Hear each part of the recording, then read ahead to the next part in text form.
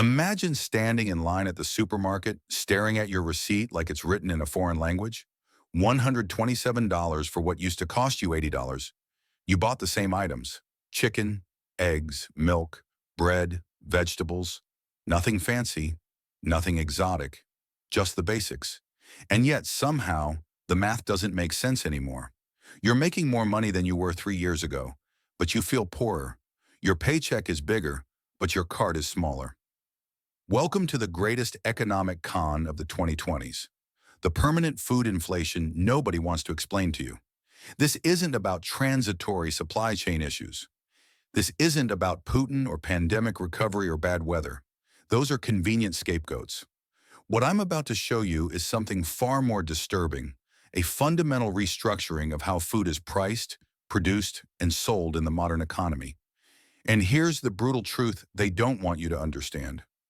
Your grocery bill will never return to 2019 levels. Ever.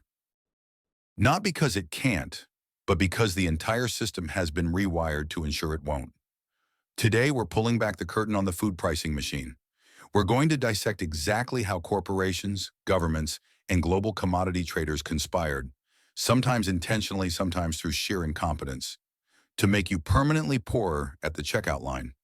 By the end of this, you'll understand why the people telling you, quote, "one," are technically correct and practically lying to your face.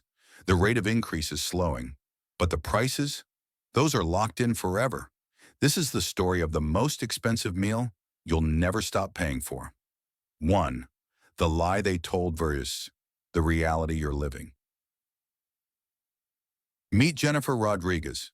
She's 34 years old, lives in Phoenix, Arizona, and works as a dental assistant making $52,000 a year.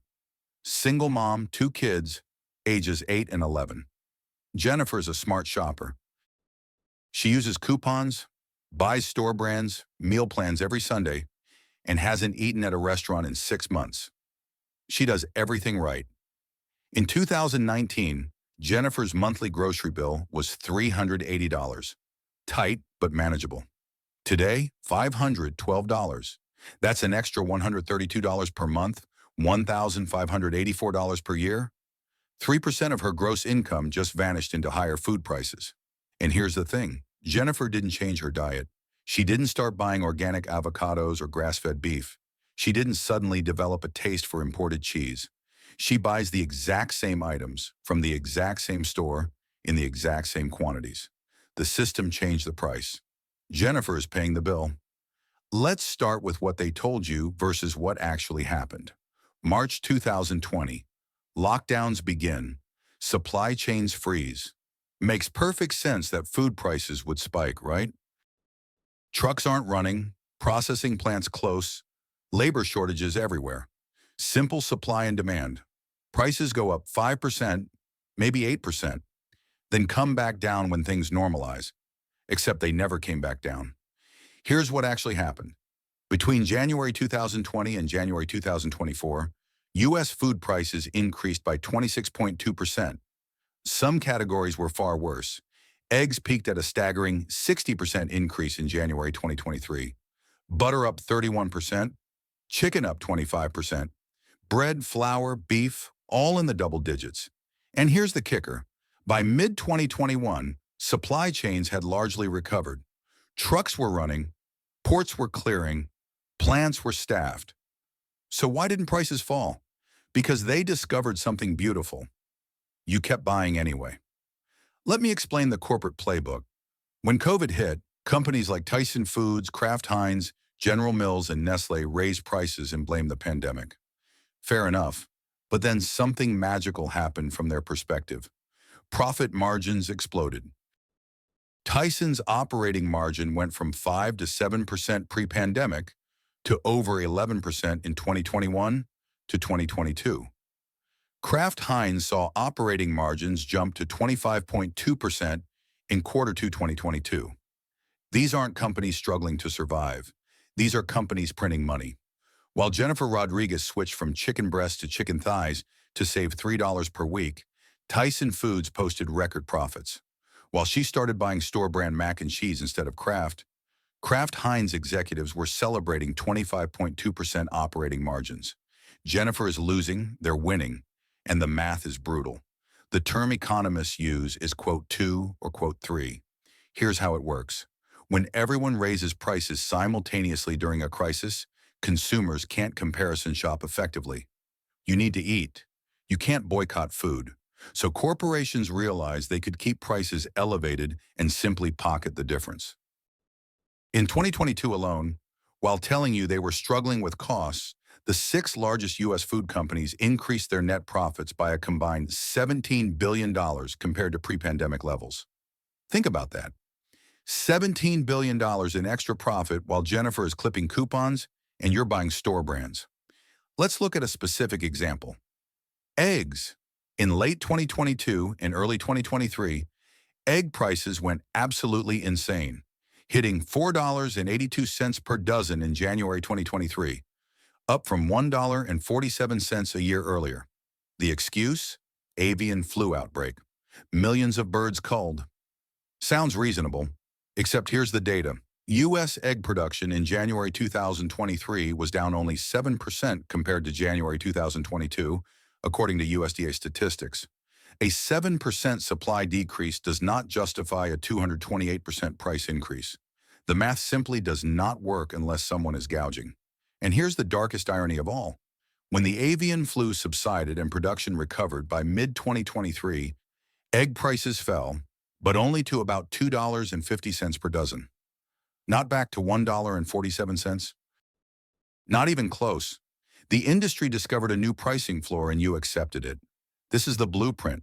Shock, price spike, profit discovery, permanent reset. It gets worse. 2. The consolidation. Cartel Four Kings control your dinner. Now let me introduce you to Marcus Williams, a third-generation cattle rancher in Scottsbluff, Nebraska. His grandfather started the ranch in 1963. His father expanded it in the 80s. Marcus has been raising cattle his entire life. He knows the business inside and out. In 2010, Marcus could sell his cattle to 8 different buyers within a 2-hour drive. Real buyers, real competition. They'd bid against each other.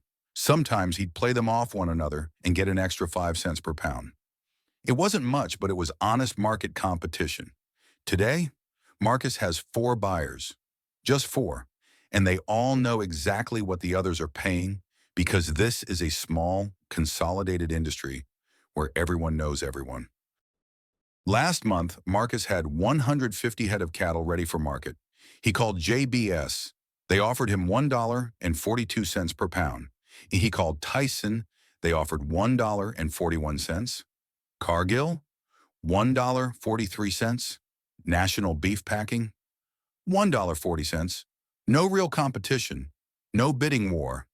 Just 4 players who've carved up the market like a Thanksgiving turkey, and Marcus is stuck at the kids' table. Marcus takes Cargill's offer of $1.43 because what choice does he have? His cattle are ready. He can't wait. He can't negotiate. He takes what they give him. Meanwhile, you're paying $6.99 per pound for ground beef at the grocery store. Do the math. Cargill buys from Marcus at $1.43 per pound, processes it, sells it to retailers at around $4.50 per pound. The retailer marks it up to $6.99 for you. Where did the money go? Not to Marcus. He's barely covering his costs on diesel fuel and feed. It went to the middlemen who control the choke points. Here's the question nobody in Washington wants you to ask. How many companies process the beef you buy? Take a guess. 10, 20, 50? Try 4.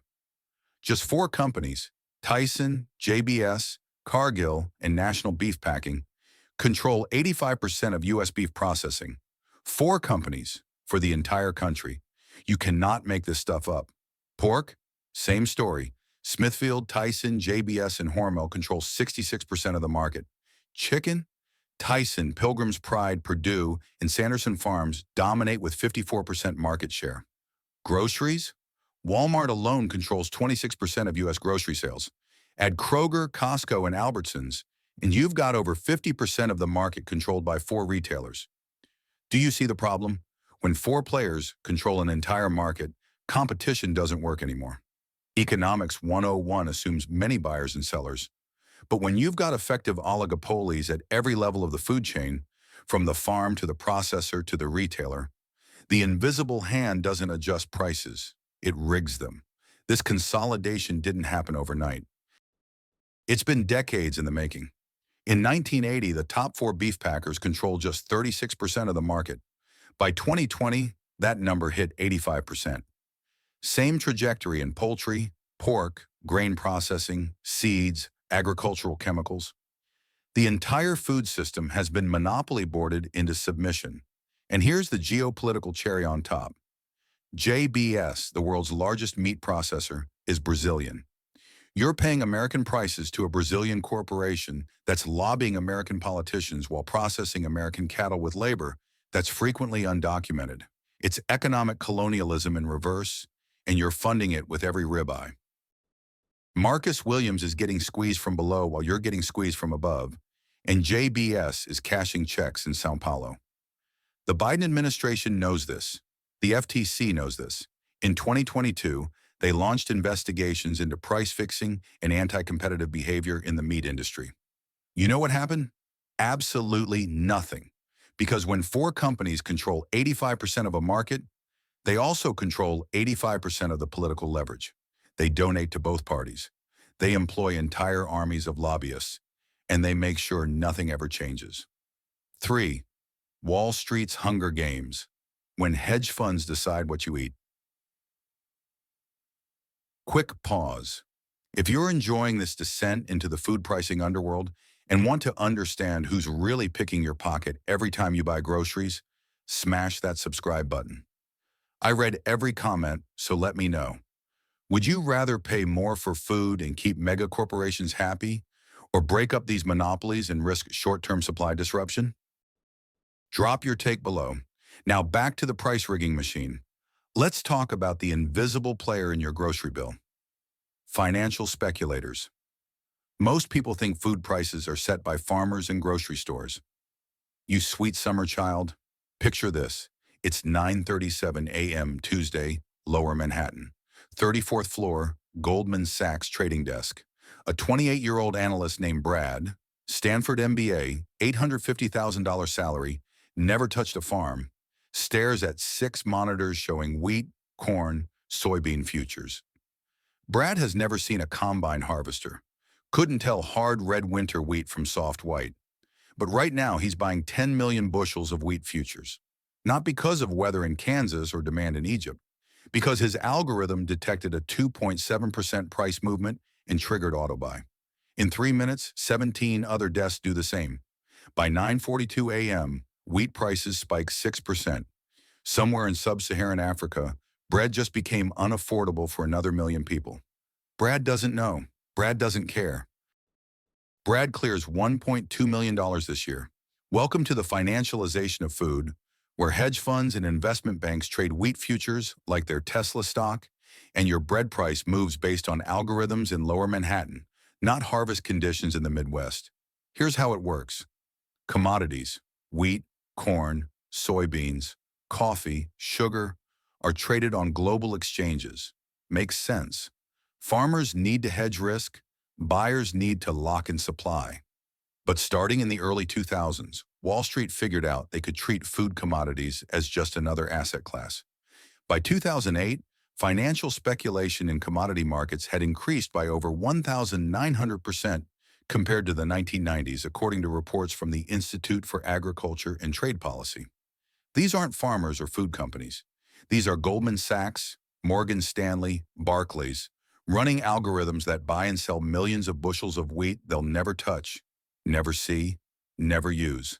They're not hedging, they're gambling. And when billions of dollars flood into commodity futures purely for speculative profit, prices spike, not because of actual supply and demand, but because of artificial demand from traders. Let me give you a concrete example. The 2007 to 2008 food crisis. Global wheat prices doubled. Rice prices tripled. Riots broke out in over 30 countries: Haiti, Egypt, Bangladesh, Cameroon. People died fighting over bread. The World Bank estimated the crisis pushed 100 million additional people into extreme poverty. The narrative at the time? Biofuel mandates, droughts, rising oil prices, all partly true. But studies from institutions like the New England Complex Systems Institute found that up to 50% of the price spike was attributable to speculation, not fundamentals. Think about that.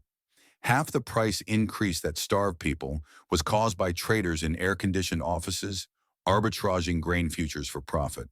Now fast forward to 2022 to 2023. Russia invades Ukraine.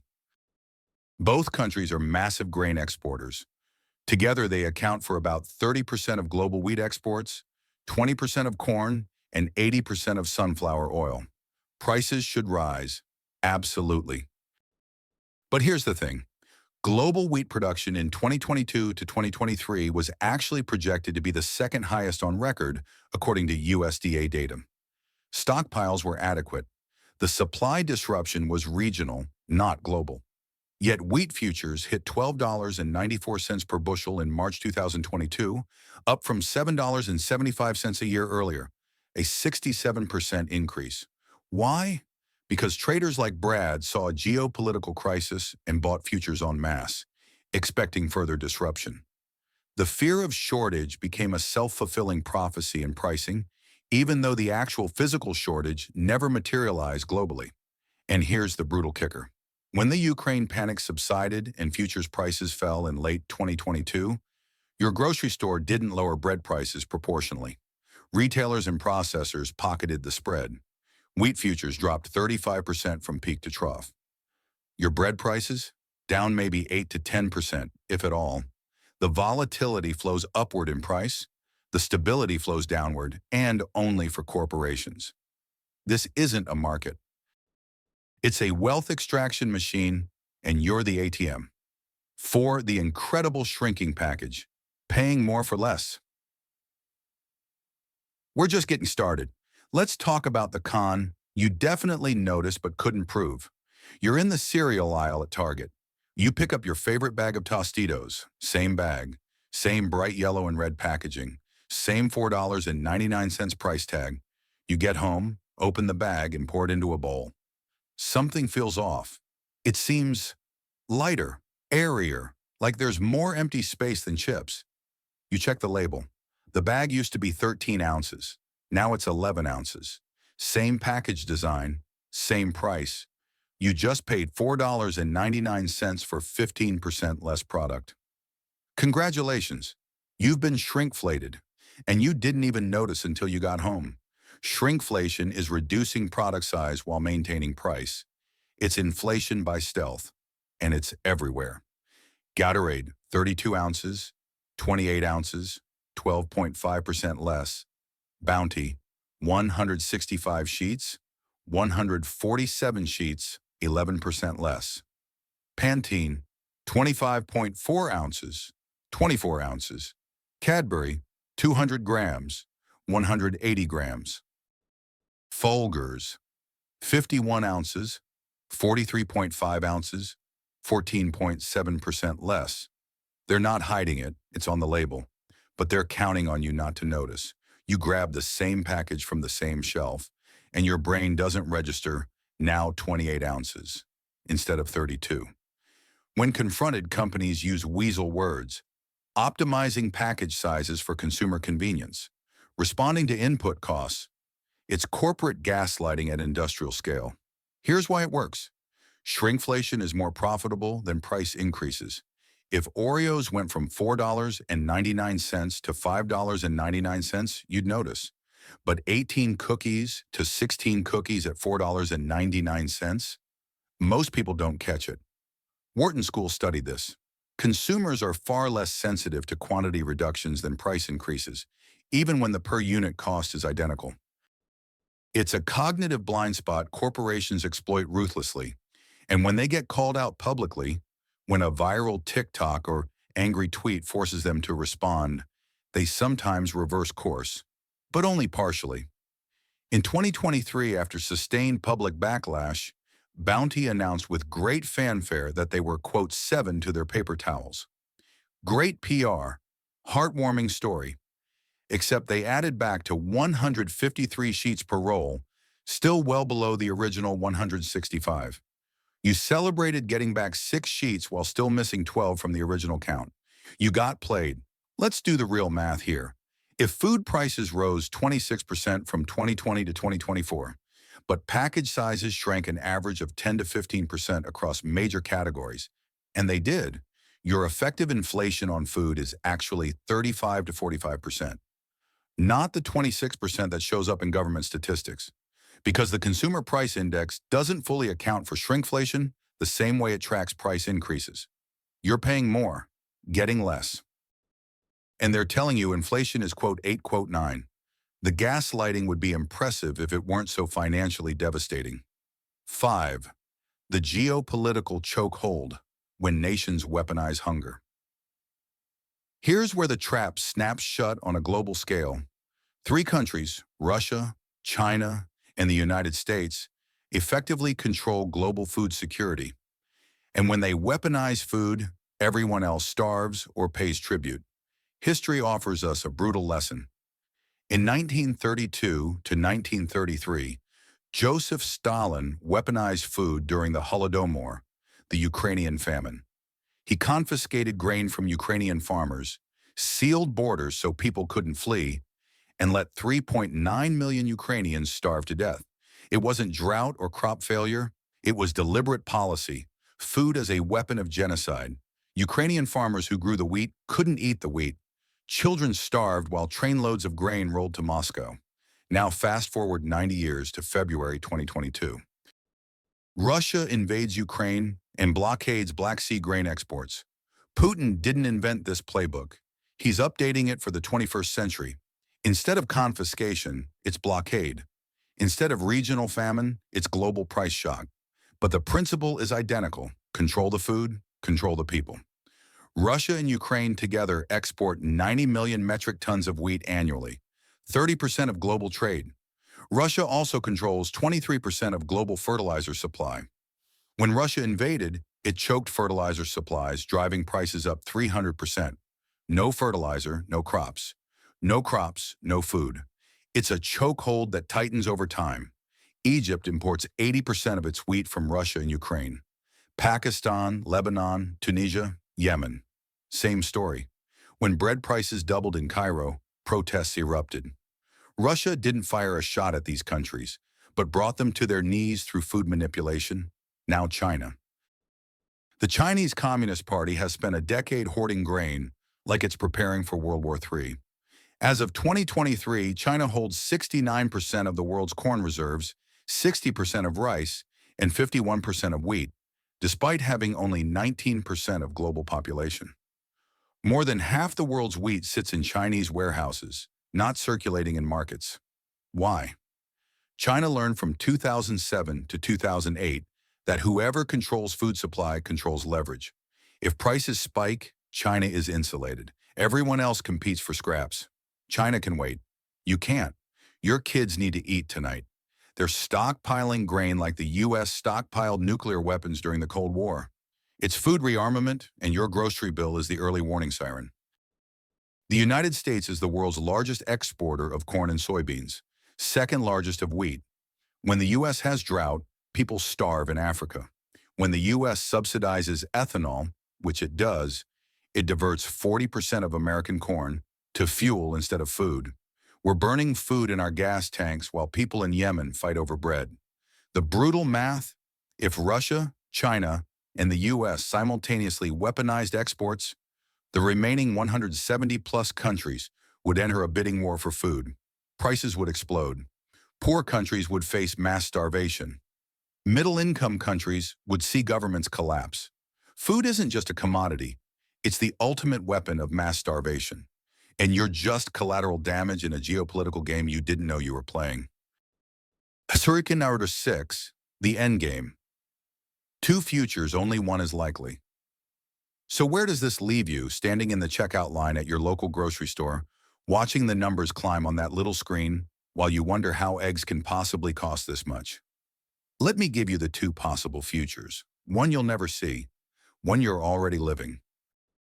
Future A, the reform that won't happen. Governments wake up. Politicians grow spines. Antitrust enforcement returns with actual teeth, not just press releases. The DOJ breaks up the Big Four meatpackers under anti-monopoly laws.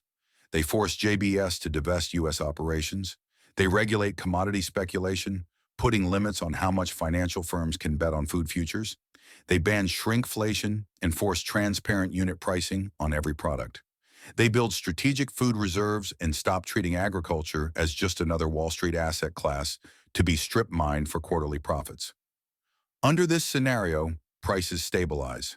Real competition returns. Your grocery bill reflects actual supply and demand, not corporate margin targets and hedge fund algorithms. Marcus Williams in Nebraska gets fair prices for his cattle. Jennifer Rodriguez in Phoenix can feed her kids without choosing between groceries and the electric bill. What's the probability of this happening? Maybe 5%. Optimistically, because the corporations that benefit from the current system fund the politicians who would need to change it. Tyson, JBS, Cargill, Walmart, they donate to both parties. They employ armies of lobbyists. They write the legislation that's supposed to regulate them. You cannot reform a system when the system owns the reformers. Future B, the permanent squeeze, the path we're on. This is where we're headed. Consolidation accelerates. Margins stay elevated. Every shock becomes an excuse to ratchet prices higher. Shrinkflation accelerates. Middle-class families shift diets downward. Steak becomes a birthday luxury, then chicken, then beans and rice. Lower-income families hit food banks or skip meals. The wealthy don't notice because food is 6 to 8% of their budget. But for families making $52,000 like Jennifer Rodriguez, it's choosing between groceries and car insurance. Geopolitical food wars intensify. China keeps hoarding. Russia keeps weaponizing. Climate change reduces yields. Every time something breaks, prices spike but never fully retreat. Within 10 years, your grocery bill could be 60 to 80% higher than 2019. Not classical inflation. The entire pricing architecture rebuilt to extract maximum wealth at the most inelastic point of demand. You have to eat. They know it. They've done the math. They'll squeeze right up to the breaking point and then beyond. The lesson here isn't just about food, it's about power. It's about what happens when you let essential systems, healthcare, housing, food, energy, get captured by profit-maximizing entities with no competition and no accountability. You end up paying tribute. Forever. The prices only go one direction. And the people charging you will keep telling you it's quote 10, quote 11, right up until the moment you're choosing between feeding your family and paying rent. Here's the final truth nobody in power wants you to understand. This system isn't broken. It's working exactly as designed. The consolidation, the speculation, the shrinkflation, the geopolitical weaponization, these aren't bugs. They're features. The system is producing exactly the outcome it was built to produce. Maximum profit extraction from captive consumers who have no choice but to buy food. Jennifer Rodriguez will keep paying $512 per month for groceries that used to cost $380. Marcus Williams will keep getting lowballed by the same 4 buyers who control his market. Brad at Goldman Sachs will keep trading wheat futures while people starve. And you'll keep standing in that checkout line, staring at your receipt in disbelief, wondering how this happened. Now you know. The question is, what are you going to do about it? If you found this financial horror show enlightening or terrifying, which it should be, hit that like button and subscribe for more uncomfortable economic truths that the powerful don't want you connecting. Next week, we're diving into the housing crisis and why homeownership has become a feudal privilege, not an American right. Because if you thought food prices were rigged, wait until you see what they did to real estate. Drop in the comments. What's the one grocery item you've noticed shrinking or spiking the most? Let's build a crowdsourced database of corporate theft. I read every comment. Thanks for watching, and good luck at the checkout line. You're going to need it.